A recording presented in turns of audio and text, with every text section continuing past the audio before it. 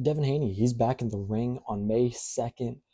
A lot of questions need to be answered for Devin, as of course, his last fight, last time he was in the ring, it's a no contest, but in the ring, he was dropped 3 times by Ryan Garcia. How's he going to respond? That's the question come May 2nd in Times Square, as he's going to take on Jose Ramirez, a fighter who might not have the power that, say, a Garcia has, but he's coming in there to fight. And for Devin, we are going to see where he's at in his career. Obviously, taking a little over a year off, getting back in the ring. What does Devin Haney have?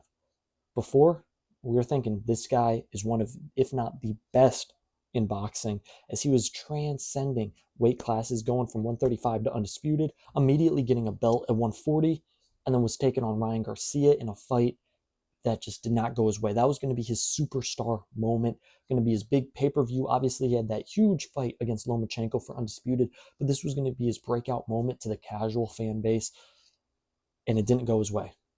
Now, he's on his redemption arc. Of course, the loss was overturned to a no contest, but Devin Haney has become the villain. A guy who, hey, his opponent had Ostrin, potential steroids in his system. And Devin has been turned out to be the bad guy in this situation. We got to see what Devin Haney has in his return to the ring. Jose Ramirez, does he pull off the upset? Does he ruin Turki Al-Sheikh and really all of boxing's plans of seeing a Devin versus Ryan rematch in October? He has the possibility. Let's talk about it right here on the Never Drop podcast. My name is Luke Backman. Make sure you like, comment, and subscribe. Let me know in the comments if you think Devin Haney is going to win this fight and set up a rematch with Ryan Garcia. To this fight, first, quickly, Devin Haney, 31-0. For him, that O is huge. Originally, it was going to be 31-1 after losing a majority decision to Ryan Garcia in a fight where, hey, he boxed well, but he couldn't defend against the left hook. Of course, knocked down 3 times. Honestly, could have been more. Harvey Dock was generous in not counting more knockdowns in favor of Ryan Garcia. Devin, he boxed well in the rounds. He didn't get knocked down, and then other was just pummeled by Garcia. As again, the build-up to that fight was ridiculous. You think about it, Devin was trying to get down to 140. This fight, I believe, is at 144 catch weight, and then the rematch, if there is one, will be at 147. So Devin's moving up. He killed himself to get to 140. He's a big guy, so 140 is still tough to make for him. While Ryan Garcia came in 143 point something, drinking beer. He cut some weight, but he was more comfortable than Devin Haney. People say, hey, that's karma for him coming in 20 pounds, like 160, 165 in previous fights. But he had to make the weight on the weigh-in day. Ryan Garcia did not. So for Devin, we're going to see how he fits at 144. Obviously, of course, a catch weight going up to 47 soon enough. How's the weight going to feel? My biggest thing is for Devin, his power has not translated. Obviously, you could question whether or not how much power he did have at 35. 15 knockouts. A lot of these guys, we don't really know who he knocked out. You got to think about excellent boxer. No one's ever going to debate that. One of the best jabs in the sport of boxing. Beat Kambosos 24 rounds to nothing, basically. Great fight against Lomachenko. I know a lot of people say he lost. Personally, I thought he banked enough rounds in the beginning, but we're not talking about that. And then goes up to 40 and does what he does against Regis Prograis. Even dropped to Prograis in that fight. So we're going to see at 44, does he gain a little more power, or is his power just non-existent as he rises up the weight classes? For Jose Ramirez, he's 29-2 with 18 KOs. In his last fight, he lost a unanimous decision against Arnold Barbosa Jr., who's actually fighting Teofimo Lopez in the fight before Haney versus Ramirez. It was a close fight, lost by a couple rounds on all 3 of the scorecards. For Ramirez, while he doesn't necessarily have the power of Ryan Garcia, he's coming in there to fight. He's not going to lay down. He's not going to back up and just let Haney outbox him. He's going to come in there to scrap against Devin Haney. And for him, he's got to test the chin of Devin Haney, because we have to see. We don't know. Devin's been out for a year. We have to see what he has in his return. I think this is going to be interesting and fascinating because, of course, Devin was dropped 3 times. Could have been more, as I mentioned before. What does he have in his return? Is he going to be a little bit gun shy? Is he going to realize, hey, Ramirez doesn't have the same power as Ryan and press the gas pedal? Or is he going to be afraid to get hit? Say he does get hit. Maybe not a knockdown like this, but he gets hit with a flush shot. How does he react mentally to that? Does he immediately back up? What does he do? These are all questions that I want to see answered because, yes, Devin Haney is a superior boxer. Of course, I think his game plan against Ryan Garcia was terrible. He got sucked into the pre-fight hype of meet me in the middle, let's go. His dad was saying, oh, we're going to kill Ryan Garcia. That's never been Devin Haney's game. He's never been let's slug it out type of guy. He's been a guy who's, I'm going to box circles around you because I am a superior boxer. And before he's been fine with being the guy that people say boring, right? Of course, now Shakur Stevenson gets that. But when he needs to fight and he needs to scrap, he does. The Lomachenko fight was a great fight. Honestly, one of my favorite fights of 2023. Devin took it to Lomachenko. He stood in the middle, exchanged with Lomachenko, and he showed his boxing abilities in the first part of the fight. This fight, let's see him box and then go inside and outside. I want to see both aspects of Devin Haney's game. As again, I don't want to just see him fight on the outside boxing all 12 rounds because that doesn't answer too many questions. I want to see Devin Haney get hit with a big shot. Of course, Devin Haney doesn't want to get hit with a big shot. And for him, who's a top tier defensive fighter, obviously that wasn't the case for the Ryan fight, but beforehand he was. He's trying to not get hit and not get hit. That's the name of the game with these fighters. So for him, he's trying to avoid Jose Ramirez the entire night. But as a fan, as someone who watches this, I want to see how Devin Haney reacts. If he gets buzzed, does he start to get flashbacks of that Ryan fight? Does he immediately start holding? Or does he say, oh, he tested my chin. I feel okay. Let's trade back. Because if he's able to stand in there and counter with Jose Ramirez, who again is not a knockout artist like a Ryan Garcia or any of these guys at 140, 147, but he's got enough pop that I think he can test the chin of Devin Haney. Devin, that left hook was a problem in the Ryan Garcia fight. And one thing I didn't like in the post-fight throughout the past year, of course, the lawsuit and everything, Devin didn't take much accountability. Every time someone asked him, I believe it was Andre Ward, was like, how did the left hook connect so many times? Devin was like, well, the dude had steroids in his system. Yes, a true statement. But where's the accountability? You and your father messed up with the game plan. A lot of people talked about, hey, is he going to get rid of Bill Haney in his corner?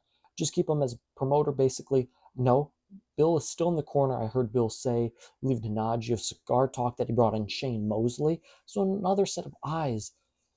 But I want to see the game plan. For Bill in the corner, at times, I don't think he's always given the greatest advice to Devin. I want to see how his game plan is for Jose Ramirez because, again, Devin can outbox 90% of these boxers. It's just, hey, if he isn't outboxing, what's he doing? Is he going to trade with him on the inside? Going to meet him in the middle of the ring? I want to see these different aspects of Devin's game. And in this comeback fight, I want to see this. I want to see this because this is a tune-up for Ryan Garcia. If you watch my Ryan Garcia versus Rolly Romero preview, I think this might be one of the best performances from Ryan. I think he's naturally growing into the weight. I think 147 is great for him. And I think he gets this fight under his belt against Rolly. He goes up against Devin. I think that might be one of the best versions of Ryan we see. So for Devin, we need to see him. There's no time to just sit back and get back into the groove. No, you need to have a good performance against Jose Ramirez. You need to get back in the groove, knock off any ring rust, and get back to the Devin Haney that was taking on Lomachenko, that was destroying Regis Prograis, George Kambosos. We need to see that Devin Haney.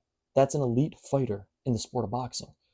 Again, I think the biggest thing with Devin is when that chin does get checked, it's a boxing. You're always going to get hit at some point. What's his reaction? And for Jose Ramirez, when he does land that shot, eventually, will he pounce on Devin Haney? Will he feel any power from Devin Haney that says, ooh, I got to respect that?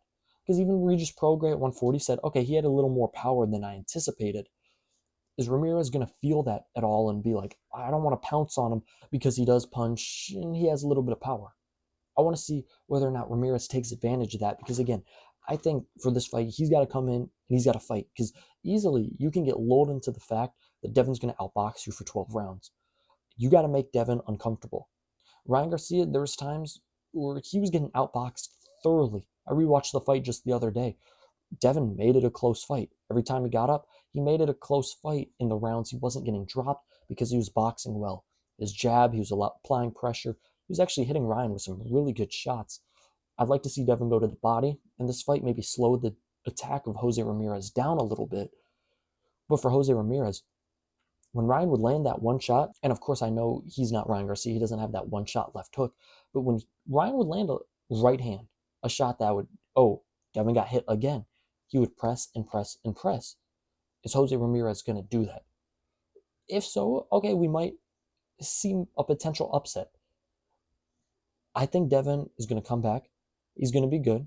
I think he's going to be able to weather the storms in different situations. I do think when he does get hit, he'll be able to immediately wrap up. I think there might be a lot of holding in this fight. I don't think Devin's going to want to get his chin checked. Again, I talked about he's a defensive fighter. He does not want to get hit. So if he does get hit, I think he's going to learn, let me tie up. Because he still might be weary about, oh, hey, if I get hit, my legs go out from under me.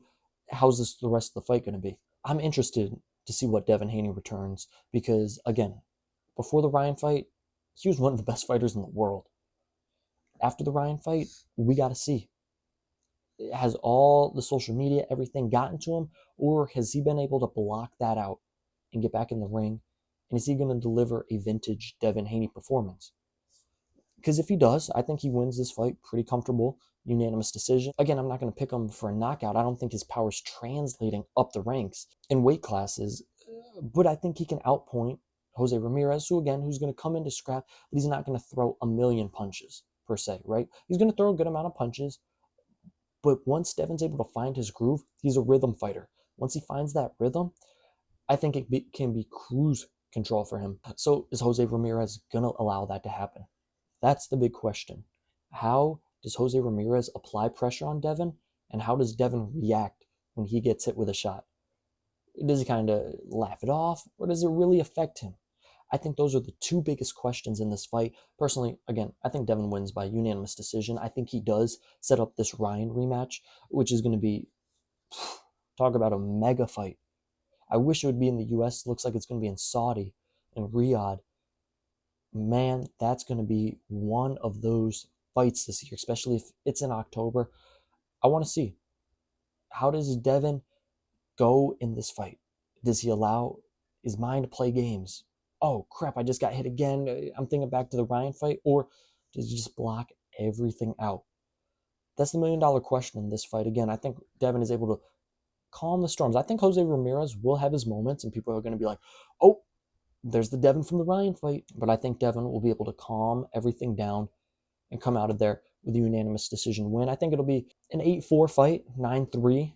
Maybe. I don't think it's going to be necessarily too close of a fight. There's going to be rounds where Jose Ramirez, again, performs well, and others where it's like Devin's just outboxing him, landing the jab, countering potentially well, throwing a 1-2 well.